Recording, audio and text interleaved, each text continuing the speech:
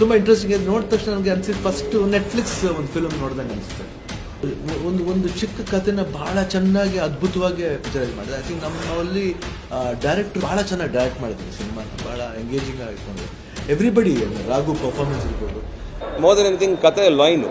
ಇವತ್ತು ಬರ್ತಿರೋ ಸಿನಿಮಾಗಳಲ್ಲಿ ಎಂಟೈರ್ ಫ್ಯಾಮಿಲಿ ಕೂತ್ಕೊಂಡು ನೋಡುವಂಥ ಸಿನಿಮಾಗಳು ಬರ್ತಿರೋದು ಸ್ವಲ್ಪ ಕಷ್ಟಪಟ್ಟು, ಆದ್ರೂ ಈ ಫಿಲಮಲ್ಲಿ ಪ್ರತಿಯೊಬ್ಬರು ಕೂತ್ಕೊಂಡು ಎಂಜಾಯ್ ಮಾಡ್ಬೋದು. ಫೈನೆಸ್ಟ್ ಥ್ರಿಲ್ಲರ್ಸ್ ಅಂತ ಹೇಳಕ್ಕೆ ಇಷ್ಟಪಡ್ತೀನಿ. ತುಂಬ ಅದ್ಭುತವಾಗಿ ಮಾಡಿದ್ದಾರೆ. ಸೊ ಓವರ್ ಆಲ್ ಫಿಲಮ್ ನನಗೆ ಸ್ಟಾರ್ಟ್ ಟು ಫಿನಿಶ್ ಅಂದರೆ ಒಂದು ಥ್ರಿಲ್ಲರ್ ಅಂದರೆ ಈ ಥರ ಇರಬೇಕು.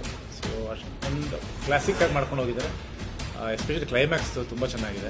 ತುಂಬ edge of the seat thriller film ಇದು. Not regular what we see Vijaya Raghavendra. ನಾವು ಎಕ್ಸ್ಪೆಕ್ಟ್ ಓಕೆ ಈ ಥರದ್ದೇನೋ ಒಂದು ಕಾಪ್ ಸ್ಟೋರಿ ಇರ್ಬೋದು ಅಂತ ಅನ್ಕೊಂಬಂದ್ರೆ ಟೋಟಲ್ ಆಪೋಸಿಟಲ್ಲಿರುವಂಥ ಒಂದು ಸಿನಿಮಾ. ಫಸ್ಟ್ ಹಾಫ್ ಇಂದ ಬಿಲ್ಡಪ್ ಆಗುತ್ತೆ, keeps you engage. Second half interesting ಆಗಿದೆ. ಲಾಂಗ್ ಟೈಮ್ ನಾನು ರಾಗನ ಈ ಥರ ಒಂದು ಗ್ರೇ ಕ್ಯಾರೆಕ್ಟರ್ ನಾನು ನೋಡ್ತಾ ಇರೋದು. ವಿಜುವಲಿ ವಿಶ್ವಜಿತ್ ಅವರು ತುಂಬ ಚೆನ್ನಾಗಿ ಮಾಡಿದ್ದಾರೆ. Emotions, suspense, thriller, fights, music ತುಂಬ ಚೆನ್ನಾಗಿ ಮ್ಯೂಸಿಕ್ ಮಾಡಿದ್ದಾರೆ. ಭಾವನಾ ಅವರಾಗಿರ್ಬೋದು, ಖುಷಿ ಅವರಾಗಿರ್ಬೋದು, really good screen presence and performance. Devi Prasad Shetty ನಿಜವಾಗ್ಲೂ ನಮ್ಮ ಕನ್ನಡ ಚಿತ್ರರಂಗಕ್ಕೆ ಒಂದು ದೊಡ್ಡ ಆಸ್ತಿ ಅಂತ ಹೇಳ್ಬೋದು. ಹೆಚ್ಚು ಹರಡಲಿ, ಇನ್ನೂ ಹೆಚ್ಚು ಜನ ಥಿಯೇಟರ್ ಒಳಗೆ ಬರಲಿ ಅಂತ ನಾನು ಕೇಳ್ಕೊತೀನಿ. Thank you very much.